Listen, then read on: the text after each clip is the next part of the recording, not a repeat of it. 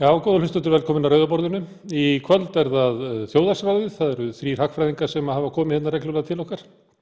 Ólafur Margeirsson sem er staddur í Sviss og Guðrún Johnsen sem hefur lengst af verið í Bandaríkjunum en er núna í Reykjavík og Ásgeir Brynjar Torfason sem er annaðhvort í Reykjavík eða Garðabæ. Velkomin. Við höfum núna í 3 mánuði eiginlega verið að reyna að fylgja kreppunni og umræðinu hana og aðgerðum stjórnvalda víða heim, breytingum hennar á hugmyndum manna seðlaprentun og sjálfstæði seðlabanka og ríkisfjármál annað slíkt. Og við ætlum að reyna að halda því áfram.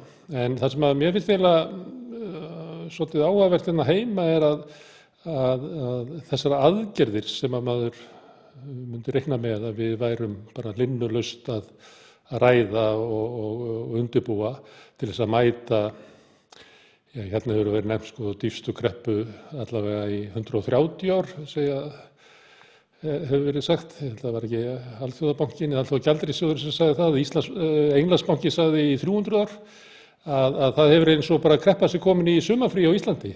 Íslendingar eru allir komnir, Reykjavíkingar eru komnir út á land og landsbyggðarfólkið líklega til Reykjavíkur. Stemmingin er eins og allt sé í sumarleyfi og þá er maður velta fyrir sig hvort að kreppa sig komin í sumarleyfi eða hvort að við gætum leyft okkur það í ljósi þess hvernig er talað það sem að framundan er. Ef ég má byrja opið á þér, Ólafur, er allt í lagi bara að slappa af og kíkja á þessi mál upp úr verslunarhelginni? Nei, því miður. Það er alltaf þannig með kerfi eins og hagkerfi að ef það eru undirliggjandi ferlar sem eru í gangi og ef það er hægt að byggja upp einhvers konar viðnámsþrótt í hagkerfinu eins og þarf að gera í dag, þá mun það bara einfaldlega koma í bakið á fólki að lokum. Hvað er mikilvægt að gera? Mesti vandinn akkurat núna er náttúrulega að sjá til þess að atvinnuleysi þegar sumarvertíðin þannig að séð út af ferðalögum Íslendinga innlendis er búin, þá mun það leiða til áfalls í eftirspurninni í hagkerfinu og það mun síðan bætast ofan á vandamálin sem eru nú þegar á vinnumarkaði varðandi það að finna í rauninni bara störf handa fólki. Ef það endar síðan með því að það vantar stórkostlega mikið af störfum og það er bara ekki nægilega mikil eftirspurn í hagkerfinu upp úr haustmánuðum eða svo, þá endar það bara einfaldlega með pólitískum óstöðugleika í versta falli. En augljóslega þá er neikvæð áhrif atvinnuleysis eru alltaf til staðar, hvort sem það er góðæri eða kreppa. Þannig að akkurat núna ætti að vera að byggja upp einhvers konar viðnámsþrótt, öryggisnet eða viðbragð sem væri þá tilbúið. Það væri hægt að nota þessi sumarvertíð sem gefur okkur örlítinn möguleika á því að draga andan og síðan þyrfti slíkt prógram að vera tilbúið upp úr haustmánuðum, upp úr verslunarmannahelgi eins og þú segir, til þess að geta sér til þess að einfaldlega atvinnuleysi fari ekki úr böndunum. Ég veit ekki hvað þú sér langt, en hefur trúað því að það sem verið að vinna í þessu, það sem við heyrum hér heima er aðalega það sem komið fyrir ríkisstjórnina rammi af fjárlögum sem að miðað við hvernig fjármálaráðherrann hefur talað og varaformaður Sjálfstæðisflokksins er líklegra að fela í sér aðhaldssemi í ríkisfjármálum. Já, það er einhverju viðbrögð í gangi. Það er verið að tala að spýta í innviðaverkefni og slíkt. En slíkt eru dæmi það sem er kallað discretionary spending, það sem mætti kannski kalla mjög bókstaflega á íslensku, mætti kalla sjálfviljug verkefni, þar sem ríkisstjórnin tekur rauninni sérstaka ákvörðun það að koma slíku verkefni á koppinn, en það sem vantar í kerfið er það sem er kallað non-discretionary spending og það er sem sagt sjálfvirkur sveiflujafnari í kerfið, þar sem áföll á borð við efnahagsáfallið sem núna er að fara í gegnum kerfið, því þeim er mætt sjálfkrafa án þess að ríkisstjórnin þurfi að taka sérstaka ákvörðun það að mæta slíku áfalli. Þú ert að tala að bara dæla peningum einhvers staðar út í kerfið? Já, ekki einhvers staðar. Það verður að vera fókuserað. og því fókusera og því betra, því fókusera sem það því betra og því meira svona bottom up í staðinn fyrir að bara spreða því einhvern veginn, því betra. Og það náttúrulega langa einfaldast í rauninni að bjóða upp á atvinnuframboðstryggingu sem ég hef talað áður. Það eru það bil 30.000 störf fyrir eftir í hvernig þú telur það sem búið að tapast yfir síðustu 12 mánuði eða svo. Og þessi 30.000 einstaklingar, þeir eru núna kannski einhverjir á atvinnuleysisbótum, þeir eru hlutabótum og svo framvegis. En við vitum ekki hvernig slíkt mun halda áfram upp úr haustinu eða svo. Og þegar og ef þetta fólk missir allar sína tekjur, þá verður einfaldlega að sjá til þess að það sé eftirspurn í hagkerfinu eftir þeirra vinnukröftum. Og ef það kemur ekki frá einkageiranum, þá verður slíkt að vera fjármagnað frá af hinu opinbera, ríkissjóði, sérstaklega. Þú ert að tala um það yrði þá frá ríkinu því að það enginn að búast við því að einkageiri sé að bæta við sig 30 störfum í haust. Nei, náttúrulega, einkageirinn hann hagar sér pro-cyclically, en ekki counter-cyclically. Hann hagar sér í takt við hagsveifluna, en ríkisstjórn og opinberi geirinn, hann þarf að haga sér gegn hagsveiflunni til að sé jafna hana út. Og það sem þyrfti að gera núna nákvæmlega sem áhættan fyrir hagkerfið núna að vegna þess að eftirspurnaráfallið að fara í gegn og fólk að missa vinnuna, þá mun það síðan mynda upp á sig með snjóboltaáhrifum sem síðan leiðir til þess að einkageirinn dregur ennþá frekar úr sinni eftirspurn eftir vöru og þjónustu sem síðan leiðir til atvinnuleysis og svo koll af kolli.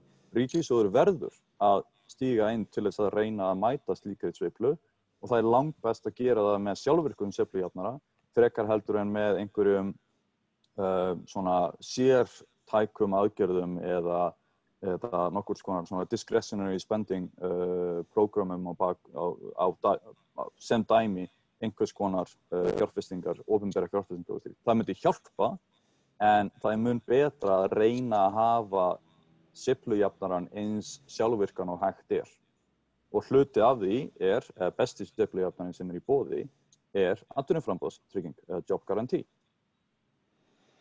Guðrún, þú nú búin að vera í nokkra vikur. Upplifir þú það að sé í gangi svona undirbúningur af aðgerðum svipað og því sem að Ólafur að lýsa, sem að taki við þegar fólk kemur úr sumarleyfinu eftir verslunarmannahelgi?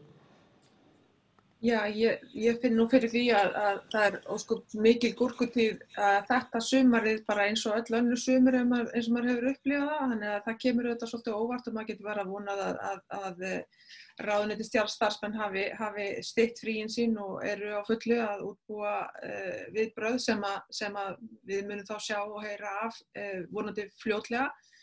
Undir þessum kringumstæðum hafa Evrópuríkin, eða í þessu stöðu hafa Evrópuríkin, sérstaklega hef ég kannski verið að skoða Frakkland meira en aðra vegna þess að samsetning þjóðarframleiðslunnar þar svona stór eða svipuð hvað varðar ferðamanniðnaðinn eins og hér á landi. Þar hefur ríkisstjórnin einfaldlega gefið út nú þegar hlutabótaleiðinni að það útvíkka hana eða framlengja hana 2 ár. Svo að þó að þeir fari ekki í atvinnutrygginguna eða það sem að Ólafur nefndi, þá þetta úrræði í það minnsta þó opinbera búið að stilla vinnumarkaðinn af nú þegar og skapa þær væntingar að það sé ætlunin raunverulega að ríkið taki á sig þann slaka sem að verða í frönsku hagkerfi. En væri það eitthvað vit, Guðrún, að undirbúa það raunverulega núna að hafa kannski 30.000 manns á atvinnuleysisbótum í 2 ár? Það ekki bara, væri þið ekki að ganga ansi hart að þessu fólki sem þarf að ganga í gegnum það í 2 ár að vera raunverulega bara sett upp í hillu og þurfa að bíða eftir að rofið til einhvern tíma seinna? Jú, það alls ekki nægjanlegt að koma með þessa ráðstöfun opinbers fjár. Það þarf auðvitað á þessum tímamóti bara svo margt að gerast fyrir utan þennan heimsfaraldur sem nú geisar sem að hefur þau áhrif auðvitað að fyrirtækin að finna fyrir fyrirtæki og heimili að draga úr neyslu, þeir að breyta neysluhegðunum og sem að mun þá að öllu öðru óbreyttu leiða til gjaldþrota hjá ýmsum fyrirtækjum sem að bjóða upp á þjónustu sem að kannski svona byggir á nánd milli fólks til dæmis. Nú kannski hér á landi er vírusinn horfinn að svo stöddu, en engu að síður er þessi búbót sem við fundum fyrir eftir kreppun, eftir fjármálaáfallið, að hún er bara ekki að koma í bili, og stærsti markaðurinn í ferðamannaiðnaðinum hér á landi, þar að segja stærsti straumur ferðamanna kemur frá Bandaríkjunum, og þar er bara ekkert lát á faraldrinum. Svo að þeir ferðamenn er ekki að koma, en undir þessum kringumstæðum auðvitað þá þarf að byggja þær væntingar að ríkisvaldið ætlar ekki að draga sér til hlés 31. ágúst. Fyrirtæki þurfi auðvitað að átta sig á því hvað þeir þurfa að gera, en hins vegar held ég að bæði þarf ríkið að fara út í fjárfestingar sem að hjálpa svona strúktúrbreytingu sem þurfa að eiga sér stað, meðal annars úr brúnum iðnaði yfir í grænan iðnað. Það má búast við því að hið opinbera þurfi að fara í mikla fjárfestingu, til dæmis í menntun, annars konar menntun. Það þarf að hjálpa einkageiranum núna. Nú þurfum við bara á bæði einkageiranum og opinbera geiranum til þess að fara í gegnum svona þessa transformation eða umbreytingu sem þarf að eiga sér stað, ekki síst vegna þess að við erum að sjá jaðarhópa myndast. Það er aukin samþjöppun auðst og hún sé ekki jafn mikil hér á landi eins og annar staðar. En það er engu að síður sú þróun sem við höfum orðið vör við, og með tilheyrandi svona vandræðum sem að við viljum gjarnan nýta tækifæri þegar er verið að ráðstofa svo miklu opinberu fé, að það sé gert með góðum hætti og komið í veg fyrir frekari slys. Þú er lagt á... Má ég aðeins skjóta þinn inn. Guðrúnu myndist á að sko, það verður að sjá til þess að sé sem sagt græn verkefni, og það verður að fara í menntunarverkefni og slíkt. Slíkt er hluti af atvinnuframboðstryggingu. Græn verkefni sem dæmi á Íslandi væri skógrækt, landgræðsla, slíkt, viðhald girðinga til þess að vernda svæði gegn búfénaði og lausagöngu búfjár og svo framvegis. Menntun sérstaklega fyrir jaðarhópa á Íslandi gæti verið aðgangur að íslensku námskeiðum fyrir útlendinga.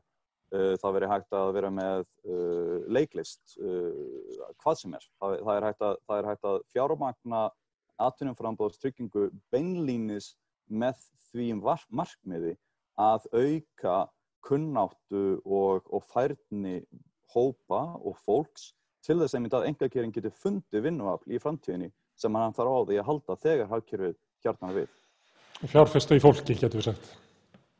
Þú getur sagt það, einmitt. Viðhalda kunnáttu þess, sjá til þess að það auki jafnvel kunnáttu sína, tungumálakennsla sem dæmi.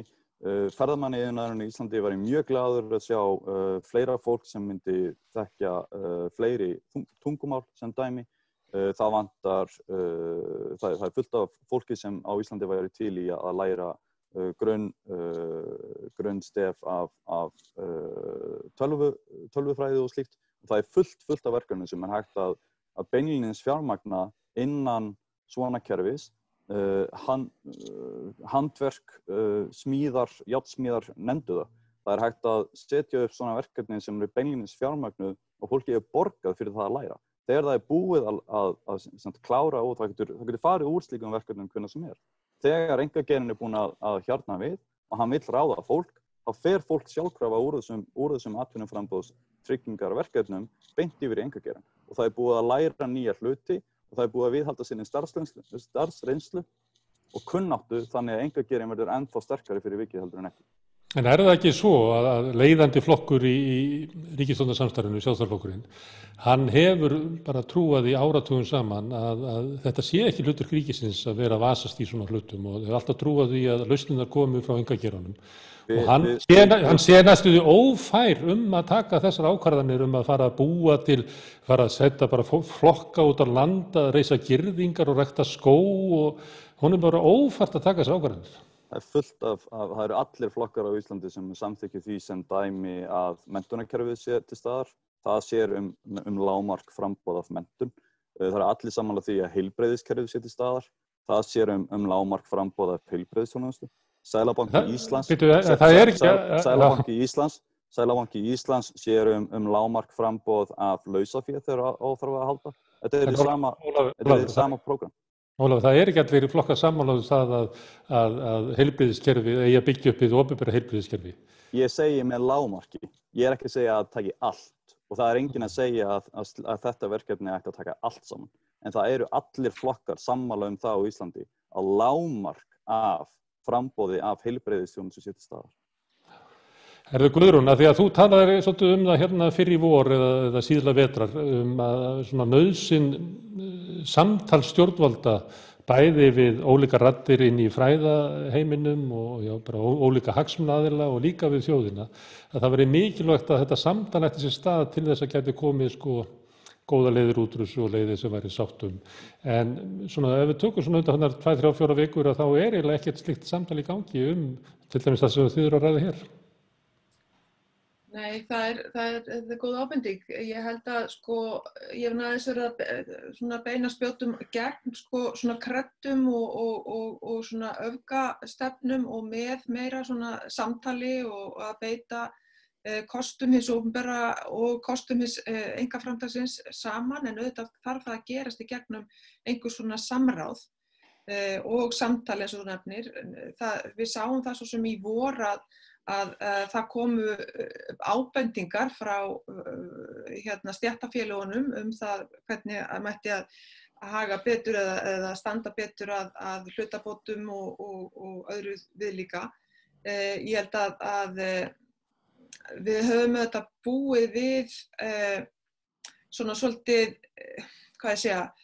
brjóstvitsstjórnun á Íslandi lengi og það hefur ekki verið neitt sérstakt kerfi til dæmis hjá hinu opinbera að laða að sér mikið kunnáttu fólk eða með einhvers konar, auðvitað er erfitt að byggja slíkt kerfi þannig að þessi gallalaust en bara ef við sjáum til dæmis bara ráðningar inn í hið opinbera kerfi þá hafa þau kannski meira einkennst af svona kunningsskap eða ekki svona áþreifanleg mannauðsstjórnun hjá hinu opinbera til dæmis svona heilt yfir. Þannig að ég held að sé bara mörg tækifæri runni sem að stjórnmálastéttin ætti að geta séð með auknu samtali með betri nýtingu mannauðs á Íslandi hreinlega og svona leggja af þessa það að reiða sig alltaf á brjóstvitið og reyna að laða fram og styrkja frekar rannsóknir á íslenskum efnahagsveruleika. Og til dæmis ég hef ekki séð mikið af rannsóknum á hvorki á samþjöppun auðs bara til þess að taka sem dæmi. Við vitum það svo sem að auðlegðarskatturinn var settur á eftir hrunið og hann skilaði einhverjum 10 milljörðum þar sem að fólk með eignir upp á meira en 200 milljónir greiddi 2% af heildareignum í skatt. Og þaðan minna niður í heldur 90 milljónir, 1,25%. Þarna sáum við að það er kannski ekki endilega hægt að reiða sig á þennan skattstofn á öllu leyti til þess að greiða allir fyrir þessa kreppu, en bara satt að segja þá eru tölur og efnahagsrannsóknir og stuðningur til dæmis Rannís við efnahagsrannsóknir eru bara mjög fátæklegar. Og ég held að þetta sé klart tækifæri. Ásgeir Brynjar, áður ég spyrja þig að því eins og þau hinn hvað svona við ættum að vera að gera til undirbúa hausti, þá ert þú sérfræðingur þessa borðs í bókstöfum kreppunar. Þú hefur kynnt V-kreppu og tvöfald V-kreppu og L-kreppu og U-kreppu og öfugt kvadratrótarmerki kreppu.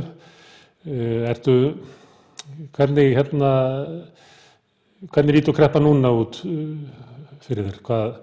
Í hvers svona kreppu? Þú varst eiginlega helst á svona margföldu, tvöföldu vaffi síðast að við værum bara að fara í gegnum eitthvað langt þvottabretti þar sem að væri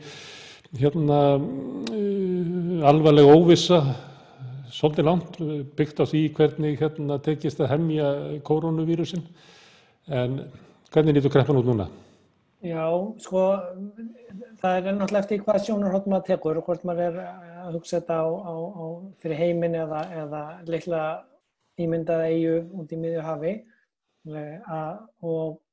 En svona eins og þetta kannski lítur út núna fyrir mér, eða áhyggjurnar sem ég hef núna, snúast það að menn hafa fengið ýmiss konar merki að það hafi komið svona viðsnúningur og kannski farið bara í frí, af því þetta lítur allt ágætlega vel út, það taka við sér efnahagskerfið, Íslendingarnir að eyða innanlands, eða eyjaskeggjanir, því ég vil ekki tala Ísland sérstaklega, og þá lítur það út eins og menn höfðu vonað í byrjun að þetta yrði vaff. Og þá allt í góða að fara bara í frí og svo mun samkvæmt bókinni, kenningunni, allt taka við sér og bara einkageirinn mun sjá til þess að ríkið þurfi ekki að eyða of miklu í þetta og allt verður fínt svona jólin. Og þetta í raun og veru það sem ég held að sé stórhættuleg röng greining á stöðunni og þá kom upp nýji bókstafurinn K. Það að segja að kreppan sem leit út eins og ég kannski í byrjun, en hún búin að fara tilbaka og farin upp á við fyrir suma. Þá sem eru með vinnu fóru ekki til útlanda og keyptu sér sumar, heitan pott og sumar fyrir innanlandshótelum. En fyrir aðra þá atvinnuleysið að líta út fyrir að vera viðvarandi og aðgerðirnar að koma til loka og hið nöturlega atvinnuleysi framundan þar sem að ef að menn ætla að keyra eftir einhverjum gömlum kreddum og að þá þurfi bara jafnvel að fara að minnka atvinnuleysisbæturnar per haus, því það séu margir hausar að koma að fá þær og þá erum við hreinlega beinlínis bara að búa til fleiri dauðsföll af atvinnuleysinu í framhaldi af faraldrinum og af því að atvinnuleysi í raun og veru eins og ákveðin tegund af faraldri. Og hann hefur þannig áhrif að ef hann dreifir sér einhver héröð eða svæði að þá fer fólk að eyða minnu og þá fara fleiri að missa vinnuna og það í raun og veru hættan sem að blasir svolítið við, en á heimsvísu verið allavega að bregðast við því, menn sjá að faraldurinn ennþá að vaxa, menn sjá að menn þurfa að lengja í hinum opinberu aðgerðum og menn sjá að þær aðgerðir sem voru gerðar í byrjun varðandi það að halda lífi í fyrirtækjunum með lausafjár innspýtingu eru ekki að fara að duga og að því að þetta ekki vaff, þetta verður lengi og hvort sem það verður upp og niður eða flatt og það til dæmis út í Evrópusambandinu núna bara fundir dag og nótt, það eru leiðtogafundir seinni í vikunni að menn eru þar að reyna að finna upp nýjar leiðir, hvernig förum við að taka á solvensívandanum, þar að segja við þurfum að fara að takast á við það, sum fyrirtækin þurfa að fara á hausinn af því að þau eru ekki að fara að lifa af með lausafjárinnspýtingu í gegnum vaffið og þá þurfum við að passa að drepa ekki lífvænleg fyrirtæki en við getum ekki haldið líf í öllum fyrirtækjum og sama á við það hvernig gerum við lífvænlegt fyrir fólk sem að missa lífsviðurværið og þannig að því að sko það munu kikka inn núna þeirni sjálfvirku sveiflujöfnunar sem Ólafur var að tala um, atvinnuleysisbæturnar.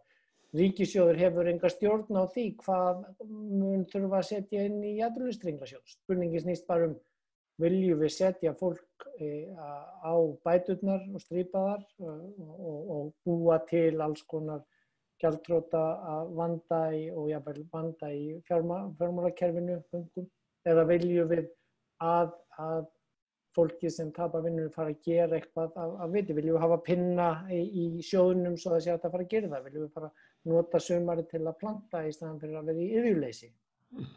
Þegar þú talar K, að sumir jafna sig og aðrir sökkva dýpra. Ertu þá að meina þeir sem að missa vinnuna eða sem að falla niður, þeir sem að eru í öruggri vinnu fljóta áfram, eða þetta stéttarbundið, þetta svæðisbundið eða þetta bundið eftir geirum samfélagsins að ferðageirinn mun falla á meðan að einhver annar getur risið eða ertu fyrst og fremst að hugsa þetta sem almenning, að hluti almennings mun jafna sig en hluti almennings mun sökkva? Já, bókstafurinn í raun og veru bara til að sýna fram á það og í raun og veru flytja áherslu fókusinn. Að sýna fram á þetta ekki vaff og menn allavega búin að átta sig á því sumstaðar. Það eins og við tölum síðast, þetta kemur mismunandi niður á mismunandi svæðum. Núna kannski hótelreksturinn út á landi auðveldari heldur en í Reykjavík af því að Íslendingarnir fara út á land en við vitum ekkert hvað langt í að bóluefni komi, við vitum ekkert hvað langt í að það komi ferðamenn aftur, en við vitum ekkert hvað þarf að halda lengi lífi í eða hvort að það eigi að láta fara í einhvers konar gjaldþrotameðferðir. Hluta af þeim iðnaði sem var í gangi í landinu. Og þetta sama að vera kljást við í Evrópu og mismunandi löndum og það kemur mismunandi niður á mismunandi svæðum og það hins vegar það sem þarf að hugsa upp á nýtt. Ég meina, alveg eins og við höfum haft áður líkt þessu við heilbrigðiskerfi.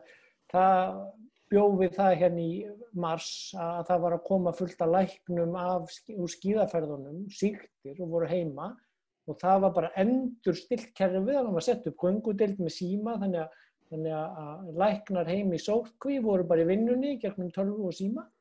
Þetta var ekki til eða hægt áður fyrir Landspítalanum og við þurfum að hugsa á sama hátt, alveg sama hvort það sé í atvinnuleysistryggingasjóði eða menntunarúrræðum fyrir fólk úr mismunandi stéttum og hvað fer á að vera að gera þannig að við séum ekki að láta til dæmis alla listamennina hérna stelpuna sem hérna í kjallaranum í húsinu sem nýkomið frá útlöndum með söngnám sem tapaði allri jarðarfara söngvinnunni sinni í kófinu og hún einhvers staðar að vinna annars staðar núna en það einhver annar sem var að vinna á hóteli að keppa þau störf við hana. Ég meina það út alla Evrópu verið að sjá til þess að listafólk og þess að það sé ekki að keppast einhvern lítinn sjóð heldur hafi lífsviðurværi þó að það megi ekki koma saman hópar inn í leikhúsum. Það þarf að hugsa bara kreatífar lausnir á öllum þessum sviðum til þess að við setjum ekki hagkerfið í verri og verri stöðu með annarkvort aðgerðaleysi eða gamaldags úrreldum hugmyndum og kröfum. Guðrún. Já, bara til hnykkja þessu að það náttúrulega fyrir utan þetta hefðbundna eftirspurnar áfall og með tilheyrandi tekjusamdrætti bæði fyrir og framboðs áfall líka með samdrætti tekna inn á heimili og samdrætti tekna inn í fyrirtækin að þá markaðurinn sem slíkur, markaðstrendi núna og sérstaklega eftir hrunið lítur á því að fyrirtækin horfðu til þess að svona spara í labor cost. Við sáum sem fyrirtæki upp úr hruninu sem að urðu stór eins og Airbnb og Uber og þessi kannski sem að í útlöndum meira en þó eitthvað hérna heima líka sem að leggja í rauninni meira upp úr því að tæknivæða og losa sig við vinnuaflið og kostnað sem að fellur til vegna þess. Þannig að markaðurinn svona meira í þá átt að reyna að losa sig við vinnuafl og að taka upp tölvuvæddar lausnir og selja þær og það leiðir auðvitað til þess eða hættan svo núna af því að markaðurinn að fara þessa leið að þá verði hið opinbera að koma með snjallar lausnir eins og Ásgeir að segja sem svona koma í veg fyrir síðan þá aukin ójöfnuð og sem að í rauninni auðvitað ávísun á svo mörg félagslega vandamál sem að jafnvel hinir ríku vilja ekki horfa upp á og því að samfélag sem slíkt og jafnvel þó þú sért ríkur þar sem allir aðrir eru fátækir bara ekki skemmtilegt ekki bara skemmtileg búseta hvernig sem á það hort. Þú nefndir August, þau Deacon og Case, ekki Case, og ég var að reyna að finna snjalla þýðingu á Death by Despair, andlát vegna angistar. Þetta er í rauninni það sem að maður óttast núna að þessi ópíóðar og aukin eiturlyfjaneysla og svo framvegis. Þetta er bara samfélag sem held ég enginn vilji og við erum reyndar að sjá það bara núna í dag, held ég kom það fram. Býtum við hvað hérna nú, Millionaires for Humanity sem kalla á það að verði lagt á þá auðlegðarskattur til þess að þeir leggi fram nú sinn sanngjarna skerf inn í þetta verkefni að endurreisa eftir þessa kreppu. Og þegar menn tala það sko að vandamálið þetta er það að bæði hægrið og vinstrið hafa rétt fyrir sér að sömu leyti þegar menn segja frá vinstrinu þú borgar ekki sanngjarnan hlut í ríkiskassan og þú þarft að borga meiri skatta og þú ert að koma þér undan þeim. En á móti segir sá sem kemur frá hægri, þú ert bótum og getur bara alveg unnið og vilt ekki koma og þrífa hótelherbyggi og setur ríkiskassanum í staðinn. Þannig að við þurfum eiginlega að hefja okkur upp úr þessu og báðir aðilar hafa stundum rétt fyrir sér, það er alveg ljóst. En auðvitað, þetta eru bara hinir stóru pólitísku spurningar og þá er bara, þú veist, þetta eins og ég segi enn og aftur, bara mikið tækifæri í hinu pólitíska landslagi núna að koma með uppbyggilega lausnir. Sko, hættan ef ég má taka dæmi af eyju sem ég heyrði frá út í hafi, þar sem að hver og ein, bara fréttir úr síðustu viku á þess ég tala sérstakt land. Stofnunin sem rekur fangelsi að halda sér innan sinnar fjárhagsramma, lokar litlu fangelsi út á landi, að því það er búið að byggja stórt fangelsi í höfuðborginu og eðlilega að spara. Síðan reyndar einhver annar bókhaldslykill í kerfinu sem að rekur lögreglustöðina þar sem að fangelsi var í litla bænum út á landi, að þeir munu lenda í meiri kostnaði út af því að þeir get ekki samnýtt fangelsið og gæsluvarðhaldsklefana sem lögreglustöðin þarf að hafa. Þetta er svona klassískt dæmi að sjálfsögðu viljum við hafa hagkvæman opinberan rekstur og sá sem yfir fangelsum í landinu að reka sitt kerfi sem best og spara og hagræða, en þarna verða til 5 viðbótar atvinnulausir í litla bænum út á landi, fyrrverandi fangaverðir, sem fara beint á atvinnuleysisbætur hjá ríkinu að því það er verið að spara á öðrum bókhaldsleikli. Þetta er sama eins og ef að það er snjómoksturinn í bænum búinn, sjóðurinn, samkvæmt áætluninni fyrir veturinn, það var snjómikill vetur, við hættum að moka og þá handleggsbrotna bara fleiri í hálkunni og það lendir sem miklu meiri kostnaðar á spítalanum en snjómoksturinn ekki inn á núlli. Það þarf að fara að horfa heildstætt og skoða bæði hvar þetta ná samlegð hagræðingu og líka betri þjónustu því að ég veit ekki betur en við séum með allt og langan biðlista fyrir menn að komast í afplánun. Þannig að ég sé ekki annað en það væri hægt að stytta þann biðlista með því að nýta fangelsin í litla bænum út á landi og í nýja stóra fangelsin í bænum. Ég verð að leiðrétta hérna aðeins að þetta er ekki lítill bær út á landi, þetta er höfuðborg Norðurlands Akureyri sem er allt annað en lítill bær. En Ólafur, þú hérna... Ég var ekki að tala sérstaklega. Nei, Ólafur. Já, ég ætlaði bara einmitt að bæta eins og þetta hjá Ásgeiri, sko. Forvarnir eru venjulega ódýrari heldur en viðbrögð og frægasta dæmið, Ásgeiri er að nefna þannig eitt dæmi, frægasta dæmið fíkniefnastríðið, þar sem það er betra að sjá til þess að koma í veg fyrir misnotkunina á fíkniefnum, frekar heldur en að bregðast við henni. Guðrún minntist á misnotkunina á fíkniefnum í gegnum ópíóta og slíkt. Hluti af því einmitt sjálfvirknivæðingin sem er búin að bara alvarlega hafa áhrif á vinnumarkaðinn á svona verstu svæðunum í Bandaríkjunum, þar sem meðal annars atvinnuleysi hefur aukist og ópíótar eru alvarlegt vandamál. Og þetta í rauninni, sko það er talað það að COVID-krísan hún hafi í rauninni hraðað á ferlum sem hafa verið í gangi í hagkerfinu og bara í kerfinu í kannski síðustu 10-20 ár. á húsnæðismarkaði talað að einmitt vegna COVID og það það sem Ásgeir var að tala núna eru allir að vinna heima frá sér og allir fattuðu allt í einu að það geta allir vinnið heima frá sér. Og núna helsta spurningin í fasteignabransanum hver þarf á skrifstofum að halda. Geta fjárfestar keypt skrifstofur og leigt þær út til fyrirtækja ef fyrirtæki þurfa ekki á skrifstofum að halda lengur.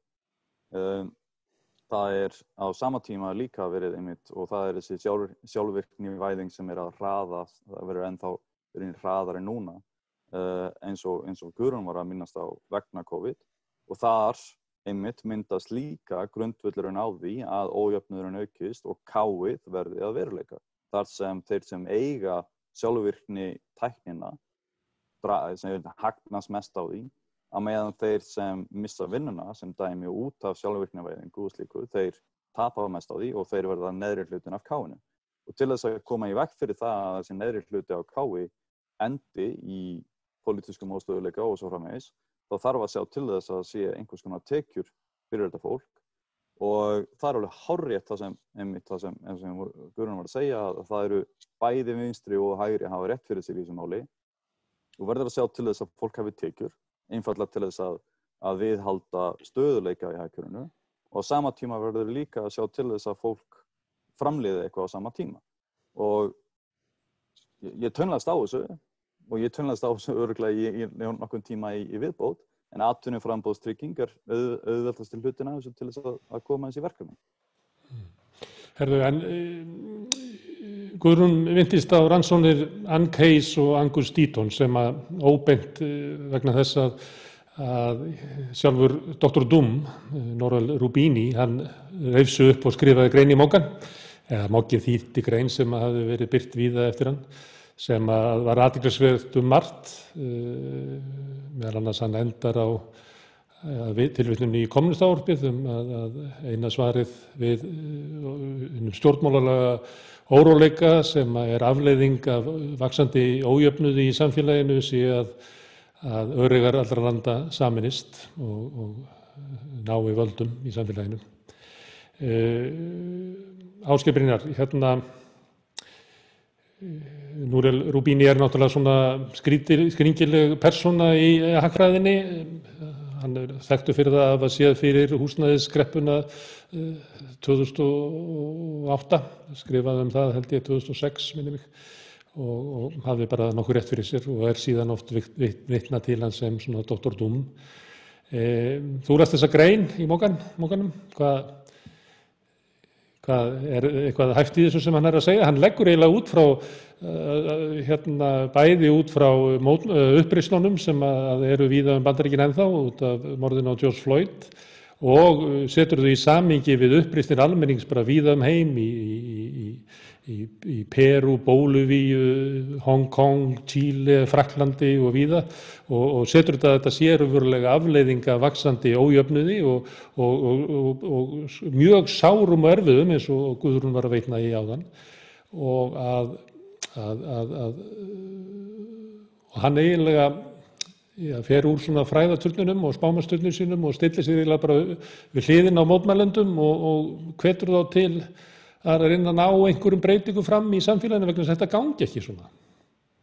Já, og þetta hagfræðiprófessor í New York háskóla og birtist í reyndar ég las þetta í Project Syndicate en þú segir mér að þetta birtist í hennu fyrrum virta dagblaði svona hægri hliðar efnahagsrófsins á Íslandi, núverandi það ekki einhver útgerðarkvóta eigendur sem gefið út. Þetta bara gefið út af auðvaldinu í Íslandi. Auðvaldið, já, og það sýnir okkur náttúrulega bara hvað COVID og alþjóðlega heimskreppan sem af því hlýst að afhjúpa mikið og í raun og veru breyta miklu. Fyrst að það farið að birta tilvitnanir í kommunistávarpið í greinum eftir hagfræðiprófessora í dagblaði auðstéttarinnar á Íslandi. Hann er ekki bara vitni í Marx, hann endar þessi lokaorð, þessi hvatning til öreganna, þetta herrhvatning, hann endar í herrhvatningu. Já, og sko, í raun og veru birtir þetta okkur bara svona í framhaldi af því sem þau voru að segja bæði áðan. Ég meina, þetta birtir okkur í raun og veru, það er miklu breytingar sem að verða hratt við þetta, við þessi umskipti sem að þessi veira sko kveikir í, en þau voru öll byrjuð þessi umskipti áður. Ég meina, við sem vorum að rannsaka og fylgjast með fjármálahruninu vorum kannski sömu okkar allavega að búast við miklu meiri breytingum og voru orðin hissa á hvað lítið breytist í raun og veru af því að gamla kerfinu var viðhaldið. En núna kemur síðan veiran og afhjúpar í raun og veru að alls konar vanda sem var búin að byggjast upp mjög lengi, meðal annars þetta. Og það gerist bara hraðar og skýrar út af veirunni. Það, ég meina, við höfum nú lengi talað um þetta fyrirtæki Marel sem að tæknivæðir fiskvinnsluna. Það liggur alveg fyrir í iðnbyltingunni sem búin að vera gangi frá tæknivæðingunni, tölvutækninni, að það að koma róbótar sem geta farið að sjá alla fiskflökun. Það bara spurning tíma og það þýðir náttúrulega að fullt af fólki missir vinnuna bara eins og gerist í tæknibyltingum og þá skulum við reyna að rifja upp sko hvað hagfræðin á að snúast sko. Hún á í raun og veru að snúast það hvernig við getum lifað betra lífi. Menn gleyma því stundum sko. Þetta hinn gamla klassíska hagfræði og ég meina Keynes var mikið að tala það og búast við því sko. Ég meina þegar að tæknin verður farin að hjálpa okkur og við getum farið að vinna styttri vinnudag, ég meina njóta meira lista og lífsins. Þannig að þetta í raun og veru það sem að við ættum að vera að tala út frá það. Hvernig á að bregðast við því að það komi hátæknivædd fiskvinnsla sem þýði að fullt af fiskvinnslufólki missir vinnuna í viðbót við hótelfólki sem missir vinnuna og hvernig ætlum við að byggja upp okkar fiskvinnslu, okkar ferðamannaiðnað, okkar samfélag og efnahagskerfi í þessum nýja heimi sem afhjúpast og hvernig ætlum við að þreyja þorrann þangað til við vitum hvenær bóluefni verður komið, hvenær verður hægt að fljúga, hvenær verður hægt að fá ferðamenn. Ég meina, Kári birti þetta ágætlega líka þegar hann sagði ég nenni ekki einkafyrirtæki hérna sem með útlenska yfirmenn að vera að hjálpa ykkur, þið getið bara reynt að gera þetta sjálf. Þetta aftur svona annað dæmi að við þurfum bara að fara að breyta svolítið til hjá okkur hlutunum og eins og við gátum gert og hljótum að vera að gera og þá þarf að losa sig við alls konar gamlar kreddur og hugmyndir og bæði hagfræðin og pólitíkin þurfa að vera að snúast það hvernig á að minnka ójöfnuð, hvernig á að deila þessu út sanngjarna, hvernig á að sjá til þess að alveg eins og læknarnir sáu að ekki myndu margir deyja úr veirunni, að þá þurfum við að þora að tala það, að hagfræðin á að snúast það líka hvernig við eigum að sjá til þess að ekki margir muni bera skaða af efnahagskreppunni sem af þessu hlýst. Guðrún?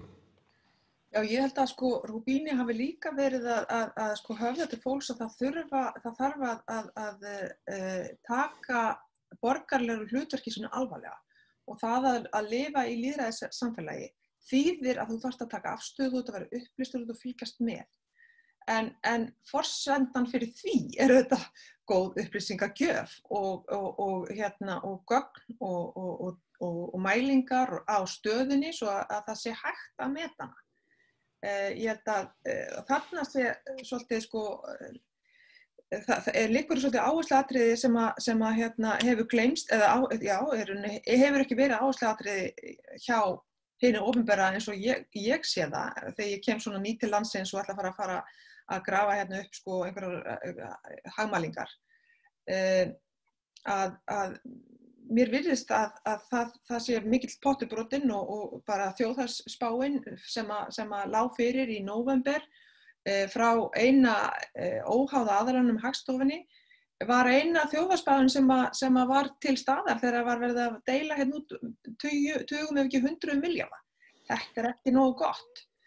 Guðrún, má ég aðeins vegna þess að Rubini, hann náttúrulega, maður veit ekki hvernig hann ávarpað, en hann lætur eins og sig ávarpa öreigan raunverulega, en auðvitað hann kannski að skrifa til hinnar betur settu millistéttar að taka svona borgarlega ábyrgð á samfélaginu sem lifir í, en hann vísar það til rannsókna bæði hjá Guy Standing sem hefur verið að rannsaka fólk sem á jaðri vinnumarkaðar og jaðri húsnæðismarkaðar sem raunverulega í svona harkakerfi og fólk sem bara flutt á milli landa til þess að vinna sem nýtur ekki þeirra ávaxta sem verkalýðsbarátta síðustu aldar byggðu upp með skipulögðu vinnumarkaði, félagslegu húsnæðiskerfi og bara utan hins skipulögða samfélags eiginlega.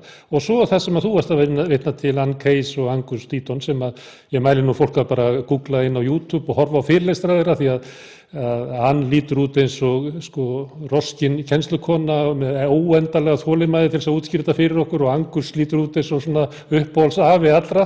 En sögurnar sem við erum að segja eru svo sárar og að því að það vantar eitthvað í hagfræðina, segir Ásgeir Brynjar og manni dettur í hug, kannski vantar bara kærleika í hagfræðina. Því að bæði að hlusta á Guy og þau tvö lýsa stöðu fólk sem raunverulega bara valtað yfir í nútíma kapitalisma, getum við sagt. Það svo sárt að hlusta á þetta. Já, ég held að þetta nú bara ágætis ábending hjá þér að það vantar ástina í hagfræðina. En menn hafa reynda verið að benda á það að hagfræðingastéttin hefur verið mjög einsleitt. Þetta eru hvítir karlmenn sem hafa ráðið lögum og lofum og fjölmiðlar auðvitað ítt undir það að bæði og auðvitað það svona ákveð inbreeding sem inngróin inngróin klíkuskapur í okkar grein og konur hafa ekki þrífst þar vel og nýjar hugmyndir hafa ekki þrifist og mjög fín grein önnur eftir Agarlof sem hann birti núna bara nýlega sem heitir The Sins of Omission, sem sagt að fræðigreinin hefur litið framhjá hlutum eins og bara umönnun barna og framlag húsmæðra og það ein fræðikona á menntavísindasviðinu sem hefur stungið aðeins á þessu kýli að þessi umönnunar hlutverkin eru vanmetin og svo framvegis. En hins vegar í veruleika sem Rubini að tala inn í sérstaklega, þó þetta eigi auðvitað við á fleiri stöðum heldur í Bandaríkjunum, þá hefur stéttabaráttu og verkalýðshreyfingin í Bandaríkjunum hefur bara einfaldlega tapast. Þetta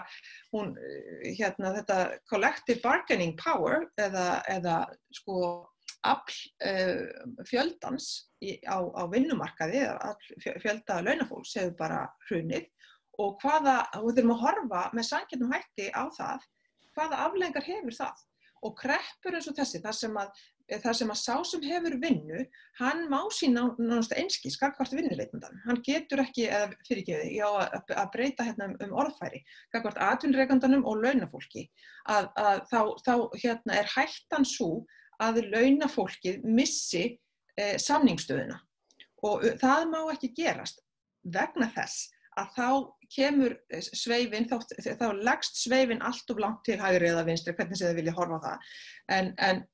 En í því felst sú hætta að við missum tökin á þeirri samfélagsgerð sem að flestir vilja búa í. Og sem að þau Ann Case og Angus Deaton eru að fjalla svolítið afleiðingar af því í Bandaríkjunum. Hvað gerist sem að vitni bara í Warren Buffett að auðvitað stéttastríð í gangi og mín stéttar að vinna sagðan og það má ég segja í Bandaríkjunum að hún hafi gerunnið að lágstéttin liggur bara í valnum í Bandaríkjunum. Já, fyrir ekki að ég sting mér inn í þetta. Vegna þess að vinnuveitandinn meðal annars hefur séð launafólki fyrir atvinnurekandinn hefur séð launafólki fyrir heilbrigðisþjónustu. Og hvað að gerast núna? Það heimsfaraldur og fólki að missa vinnuna. Þannig að það auðvitað að missa heilbrigðisþjónustuna. Og þetta bara samfélagslega gerð sem ekki sjálfbær, satt að segja. Má ég aðeins spyrja Guðrúnu af því að hún kona og var að tala kalla og af því að ég fór á fyrirlestur með Guy Standing sem við vorum eitt nýjan áðan og þetta var það sem þú varst að segja áðan að við verðum að horfa á meira en vinnuna sem við fáum greitt laun fyrir vegna þess að við getum aldrei skilið hagkerfið öðruvísi. Það vinna kvenna bara við að framleiða börn, svo við segjum það, sem líklega mikilvægasta framlag sem frá hagfræðilegu sjónarmiði sem að mögulegt að ímynda sér, að framleiða vinnuaflið, að það einskis metið innan hagfræðinnar. Og sama með umönnun á heimilum eða að sinna fólki á ættingjum og öðru slíku sem ekki með og hann lagði mjög mikla áherslu á þetta að sumu leyti vegna þess að hann var að leita að einhverju leið fyrir verkalýðinn til þess að ná aftur sterkari stöðu í baráttu sinni og hann sagði sem svo að það myndi ekki nást fyrir við næðum að innleiða eða breikka vinnuhugtakið, að horfa á það miklu víðar heldur við gerum í dag, að vinna miklu meira heldur en bara það sem borgað fyrir. Og þetta náttúrulega feminist, það til feministkir hagfræðingar sem að leggja áherslu á þetta. Já, þú eiginlega kemur á tómum kofanum hjá mér þarna, eins og ég horfi á og svona mínar feminísku sýn svo að það sé jöfn tækifæri til alls þessa.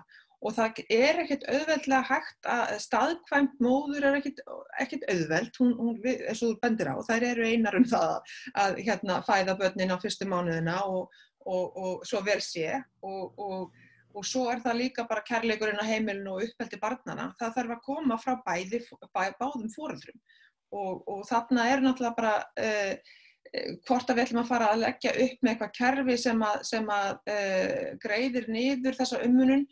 Ég skal ekki segja, það bara áhugaverð hugmynd. En hins vegar, þetta lítur líka bara einfaldlega að því að aðstaða, hið opinbera getur í það minnsta, eins og við höfum gert svo vel á Íslandi, varðandi fæðingarorlofið og það sé einstaklingsbundinn réttur foreldra að verja tíma með barninu. Að þarna held ég að segja, þarna höfum við haldið vel á spuðunum. Við erum efst á skalanum með svona hlutfallslega varðandi jafnrétti kynjanna. En það stoppar bara ekki þar.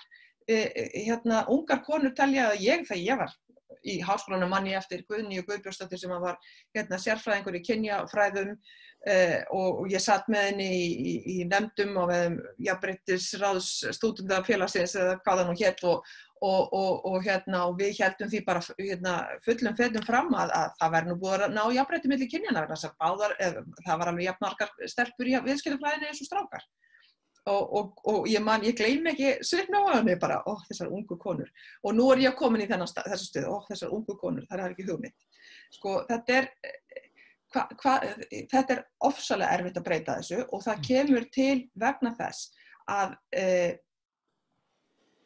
samfélag mannanna net af fólki og tækifærum og þeir sem að sitja og leiti fyrir hafa að sjálfsögðu tilhneigingu til þess að til dæmis að ráða inn fólk sem svipað á það sjálft. Líkur sækir líkan heim, þetta ekki vitleysa.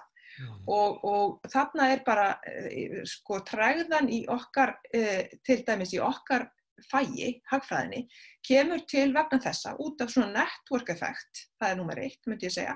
Númer 2, það þarf að ná ákveðnum svona konsensus í því að hvað fær framgang og hvað ekki, og hvernig ná menn konsensus. Það mjög, hvað segir maður nú? Samkomulegi sátt. Já, samkomulegi sátt ákvörðun sem nefnd þarf að koma stað til varðandi framgang kvenna inn í prófessorstöður.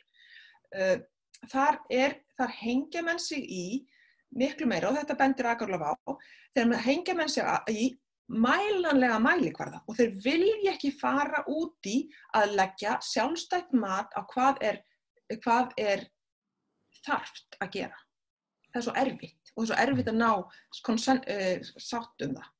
En ein afleiðing af því sem að Guy Standing var að benda á að sum laun eru borgað fyrir og önnur ekki, eða sumu vinna borgað fyrir og annað ekki, eftirlaunin á Íslandi eru tengd vinnumarkaðnum og þar af leiðandi eru konur sem hafa verið að sinna börnum eða veikum ættingjum eða kannski langveikum börnum sínum alla ævi og ekki verið á formlegum launamarkaði, að þær njóta miklu lægri eftirlauna heldur en karlarnir sem voru kannski frekar á vinnumarkaði. Þetta svona dæmi það sem hann var að meina að við verðum eiginlega að fara að horfa á í hagkerfinu á hina ólaunuðu vinnu. En Ásgeir, ég tók eiginlega orðið að þú ætlar að koma inn. Viltu skjóta inn einhverju eða? Ég meina spurningu á Ólaf. Ég man ekkert hvað ég ætlaði að bæta við þann áðan núna. Já, það var nú bara að það er ekki nóg að við séum hæst í heiminum jafnt fæðingarorlof og greiðum mest fyrir það ef að síðan strákarnir eða kallarnir fara bara að spila golf og láta mömmu sína að passa ömmubarnið. Þannig að það er ekki nóg að setja upp hvatakerfi og taka meðaltölu og krónur og samanburð. Það þarf að fara dýpra inn í umhyggjuna til þess að sjá hvernig afleiðingin af því er. Ólafur, ég býst ekki við að þú takir undir með Rubini að hvetja öreiga allra landa til að sameinast og hrinda af sér kúuninni. En það sem þú nefndir í upphafi þáttarins var að hættan á því að ekki að gera neitt ákveði væri félagsleg ólga og hann raunverulega að tala það, að hættan ef það verður ekki glímt við vandan í hagkerfinu, að þá mun það leiða til áframhaldandi ólgu í hagkerfinu. En hvaðan hefur samt hugmyndir það? Ég sé ekki sammála Rubini. Ég er bara giskað á það. Ertu sammála á honum? Viltu fara bara út á götuvíginn með honum og standa með gulvestungum í Frakklandi sem að vilja hrinda af sér kúunar, kúun auðvalds og elítu? Já, vandamálið kannski snertir líka á því sem Guðrún var að tala um.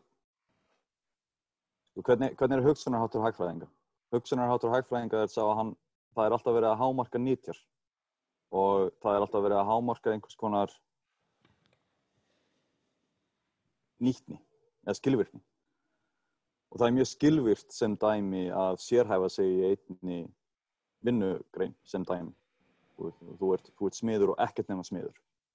En hvað gerir þau þegar það er ekki nein verkefni til staðar til þess að, og það er ekki verið að byggja engin hús, þá missir þau vinnuna.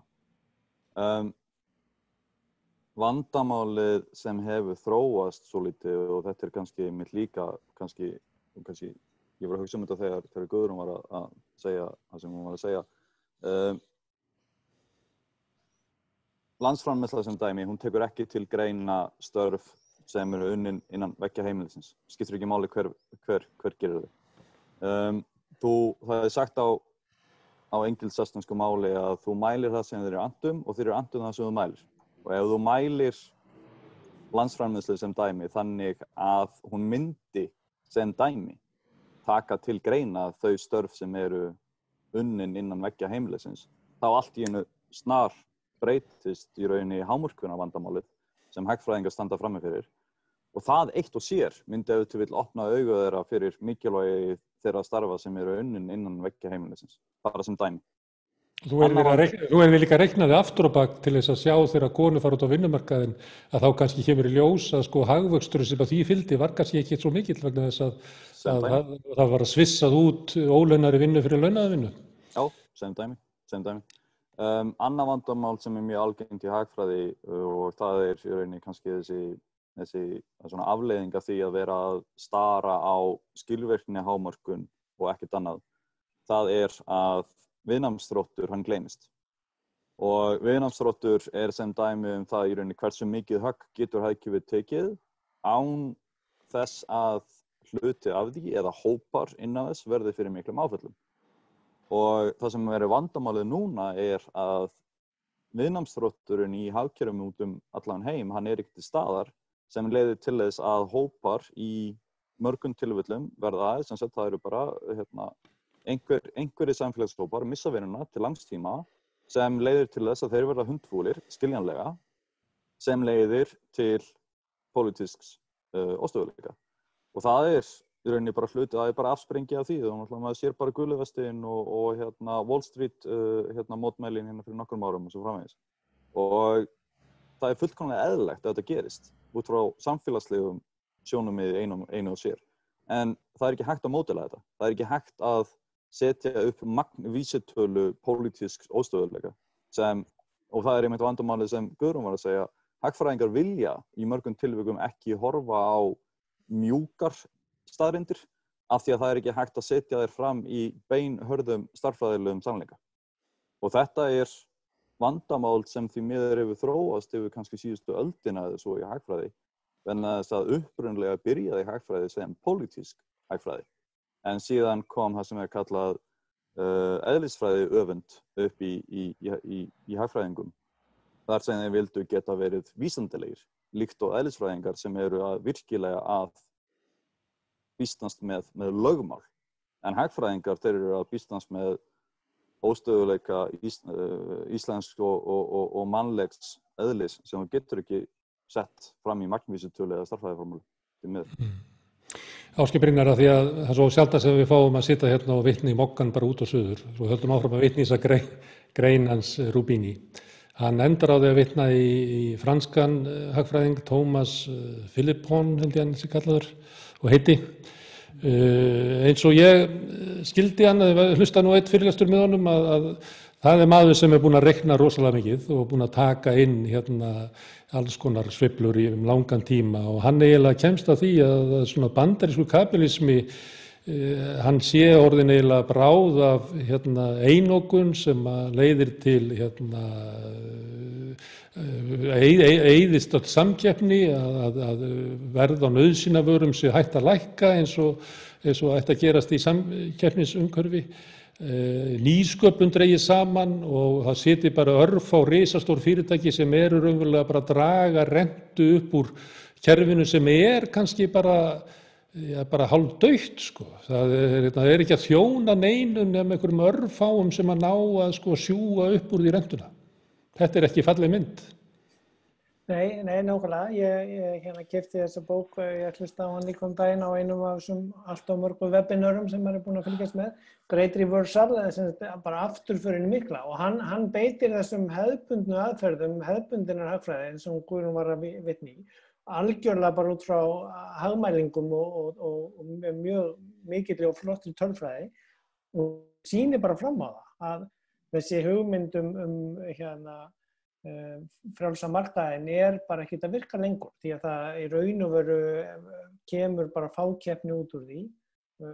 Það sem lýst því svona best fyrir mér kannski var áramótaskaupið fyrir 2 árum sem er einhver besti kennsluþáttur í viðskiptafræði sem hægt er að fá á Íslandi. Hvernig heildsælarnir panikkerðu þegar það kom utanaðkomandi samkeppni. Ég held að það hafi verið eitthvað amerískt fyrirtæki sem kom inn á markaðinn. Þannig á lítilli eyju er þetta svolítið eins og í tilraunastofu. Þú ert með einhverja 2 eða 3 sem eru bara með markaðinn og svo kemur einhver nýr útlensk keðja eða hvort sem hann fyrir að selja byggingavörur eða olíu eða matvörur og hrærir upp í kerfinu og það lýsir svolítið því sem að hann, Philippon, bara í raun og veru sýnir fram á nánast sannar tölfræðilega í sinni yfirferð í þessari bók að það er ekkert hugmyndir sem mjög mikið af hagfræðinu og kennslu í hagfræðinu byggir á að þetta eigi að leiða til betri útkomu fyrir neytendur. Hann sýnir bara fram á en það bara virkar ekki þannig í raunveruleikanum. Og það er, held ég, til að tengja þetta í það sem við byrjuðum með að tala í byrjun. Það er það sem að menn eru allavega meðvitað að hugsa og vinna að eins og ég sé það frá Evrópu séð. Það er að segja að það verður að sjá til þess að kerfið sem við byggjum upp núna eftir að COVID er búið, hvort sem það er eftir 2 mánuði viðbót eða 12 mánuði eða 22 mánuði, að það verði ekki verið þá búið að búa til enn færri og stærri aðila og enn meiri fákeppni. Við þurfum að sjá til þess að það verði til einhvers konar gróska og eins og gamla hugmyndin hagkerfið. En Ásgeir, við erum bara ekki á leiðinni þangað, sko. Það er bara raunverulega verið að segja þau upp af kreppunar að nú sé tækifæri til þess að ýta undir samruna og aukna skilvirkni í ferðaþjónustu, að hér verði stærri og færri aðilar. viðskiptabankarnir eigi raunverulega að velja út lífvænleg fyrirtæki sem þýða ekkert annað en að stærri fyrirtæki fá að gleypa hins smærri. Þannig að ef að þú vilt fara þessa leið sem þú lýstir, þá eru bara Íslendingar og stjórnvöld að fara bara í 180 gráður þveröfuga leið. Ja, þá erum við að byggja á einhverju gamalli og úreldri og þar er ekki afsannaðri gamalli kreddu. Nýjasta bókin að Spikety heitir Ideology líka, en ég meina, menn verða, ég ekkert viss með þetta að fara í svona illa, sko, það fullt af litlum og fjölskyldufyrirtækjum sem að vonandi hafa ekki verið að ofurskuldsetja sig eins og einhverjar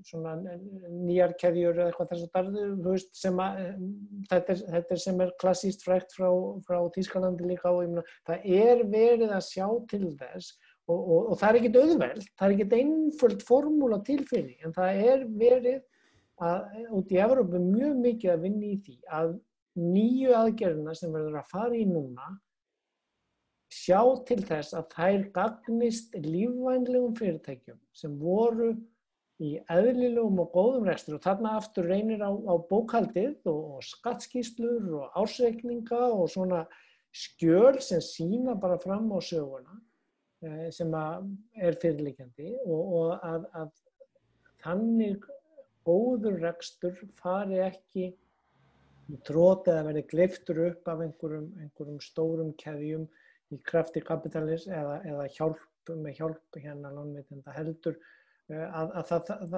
þarf að sortera út af því að það líka fullt af fyrirtækjum sem var komið í vandræði hér í fyrra og klassískt líka í svona kreppum og það má ekki vera að þetta bara alveg eins og við vorum að tala samlíkinguna, það þarf að velja hverjum hægt að hjálpa og hverjum ekki að því við getum ekki hjálpa öllum endalaust. En þetta ekki auðvelt, en þetta verkefni framundan og það hægt að búa til annars konar hagkerfi heldur en það sem eru 3 risar sem allir eru skráður á hlutabréfamarkað og allir eru eins og allir eru með eins viðskiptamódel og allir sjá til þess að halda uppi óbreyttu háu verði fyrir neytendur. Það hægt að hafa fjölbreytta flóru, lítiltré og stórtré, gulblóm og fjólblóblóm og rækta það í hagkerfisgarðinum okkar, ef menn vilja. En þetta náttúrulega það sem hagfræði á að snúast Guðrún,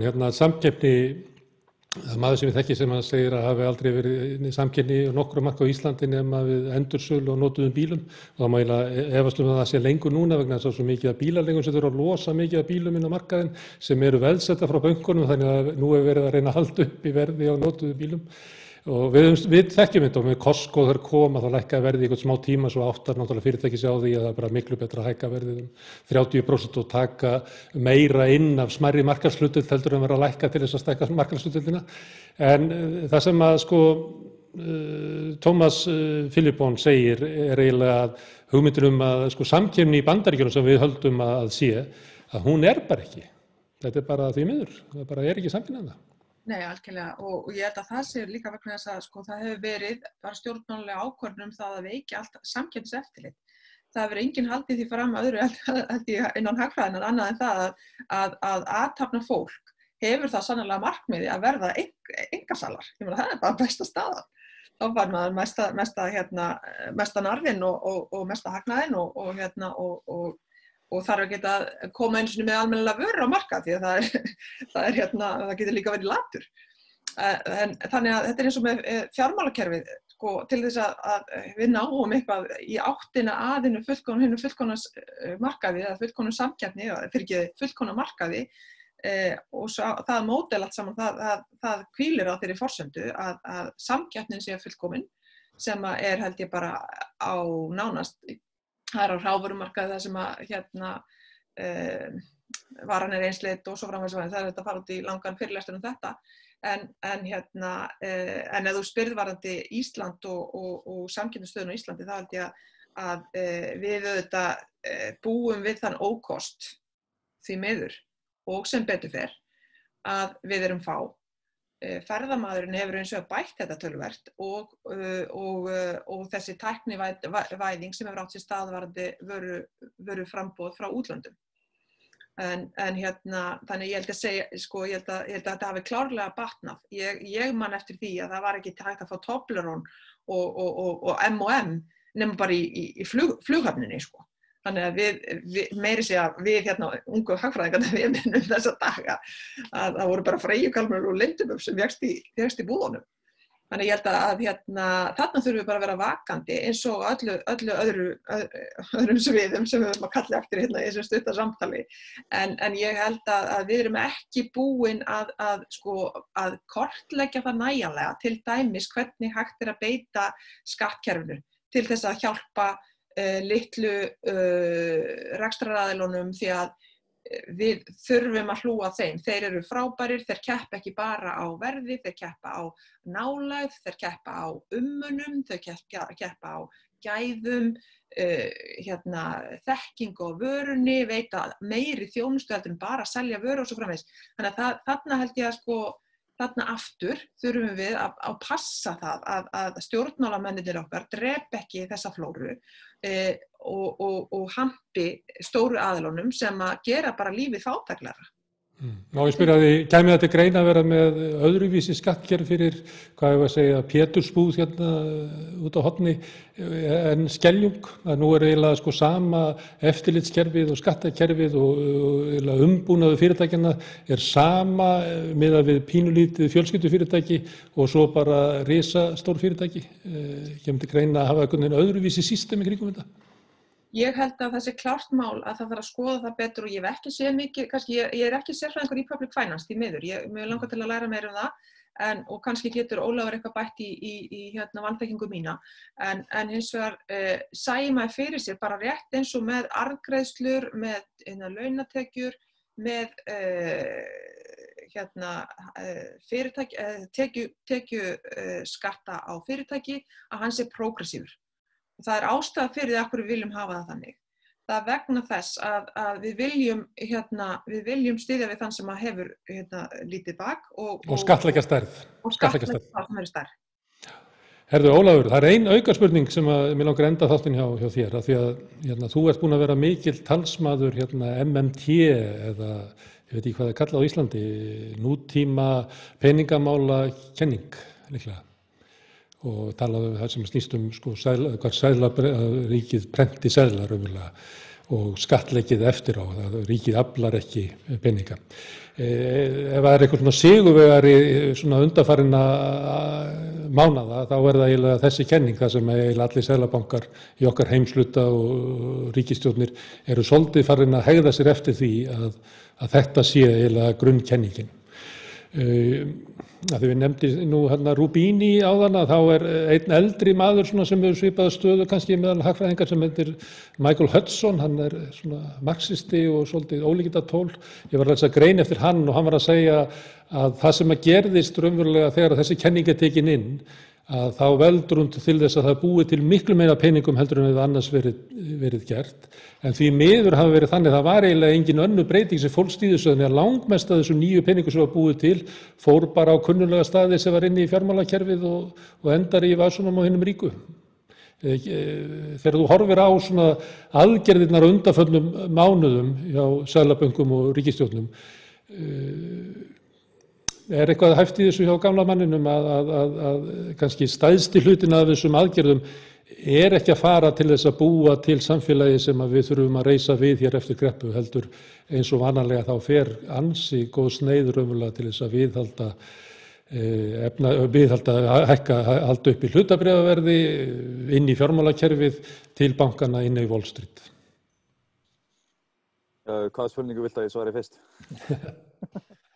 Þessu, hvort að þú sem þú eru horfir yfir sviðið, hvort að þið finnist ekki fullmikið af þessu peningum fara inn í fjármálakerfið og enda raunverulega hjá hinum voldu og ríku, en ekki í það að byggja upp kerfið til þess að forðast félagslegu óróleika eins og þetta lýsa áðan eftir kreppuna. Ég ætla kannski að svara fyrst kommentin sem hún svaraði varðandi sama skattkerfi fyrir stórfyrirtæki og lítil. Það er ekki sama skattkerfi í dag. Stór fyrirtæki þau nota aflandsfélög og svo framvegis og lítil fyrirtæki þau geta ekki gert það. Þunn eiginfjármögnun er notuð marg oft álfyrirtækjan í Íslandi sem dæmi. Luxemburg, Singapore, Sviss og svo framvegis. Þetta allt saman notað sem aflandsfélög, aflandseyjar, bannalega séð. Þannig í rauninni þá skattleggju við smæð en ekki stærð eins og vorum að tala um. Já, þú leifir rauninni stórum fyrirtækjum að ná nýtni í borgun á sköttum með innan núverandi kerfi. Skattahagræðing, sko? Skattahagræðing, einmitt.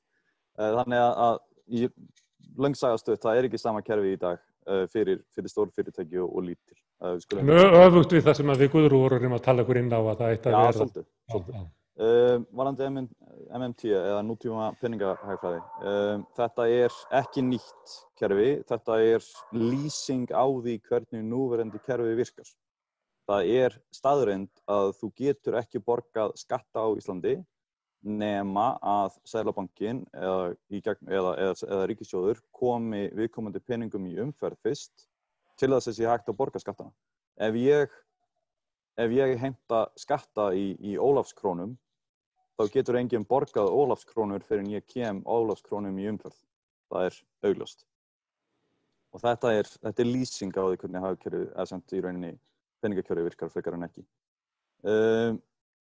Vandamálið kannski, og þetta kannski líka svona endurspeglun á því sem ég voru að segja áður varðandi fókus hagfræðinga á skilvirkni og það að hámarka skilvirkni eins mikið þú getur.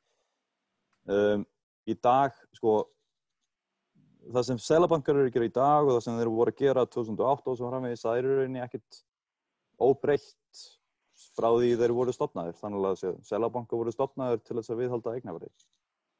Til þess að koma í veg fyrir það að það yrðu svakalegar kreppur. Ríkissjóðir, þeir viðhalda greiðsluflæðum í hagkerfum, meðal annars með atvinnulífsbótum, opinberum fjárfestingarverkefnum og svo framvegis. En seðlabankar, þeir viðhalda eignaverði.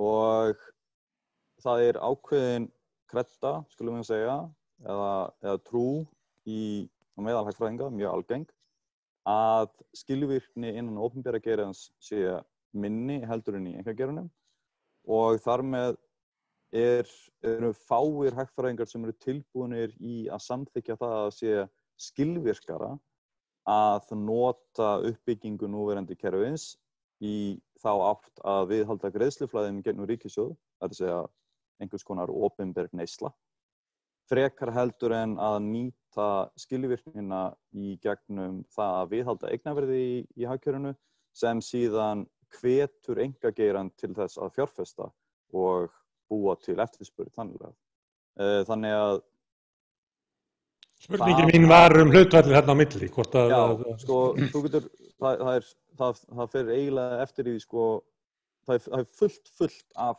dæmum það í gegnum tíðina að nýmyndum peninga hafi verið misnotuð.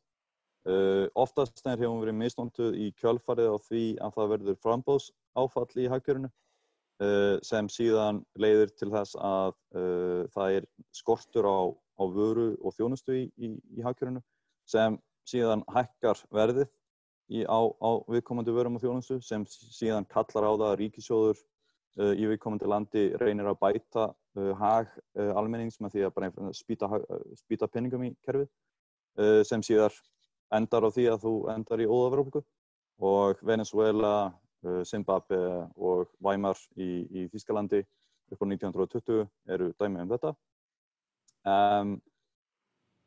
Það alltaf hægt að finna dæmi þetta að það sé misnotkun á þessu valdi og þau eru mýmörg í gegnum tíðina. Þess vegna þessi staðfasta nálgun notuð í dag það sé betra að sjálfstæðir innan gæsalappa seðlabankar reyni að viðhalda eignaverði í gegnum þá nýmyndum peninga í gegnum sinn efnahagsreikning sem síðan á að leiða til þess að einkageirinn viðhaldi hagkerfinu. En ef það ekki neinn greiðsluflæði í hagkerfinu, hvaða hvata hefur einkageirinn þá til þess að fjárfesta? Afskaplega lítinn. Og það vandamálið í dag. En bara til að hamra á því, MMT ekki teóría það hvernig hagkerfið virkar, það lýsing á því hvernig hagkerfið virkar. peningakerfið það segja. En það hefur notað kannski núna undanfarið sem svona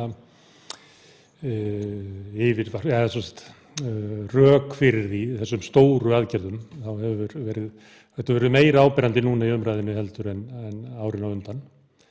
Og spurningi mínum var hvort að það hefði verið frekar leitt til þess að peningarnir hafi verið ýtt inn í til þess að viðhalda eignaverði og raunverulega stöðu þeirra sem að eiga, frekar heldur en í því að uppbyggja gott samfélag. Ég veit ekki, Ásgeir, vilt þú leggja mat á þetta? Ég meina það sem hefur gerst undanfarið bara að það má orðið tala MMT, þetta var álitinn einhver svona sértrúarsöfnuður áður. Ég til dæmis deliberately minntist ekki á MMT í doktorsritgerðinni minni, þó ég hef verið að fjalla mjög mikið af svipuðu efni og var að lesa svipað efni við Ólafur kynntumst nú þannig, svona vorum báðir að lesa Minsky, en sko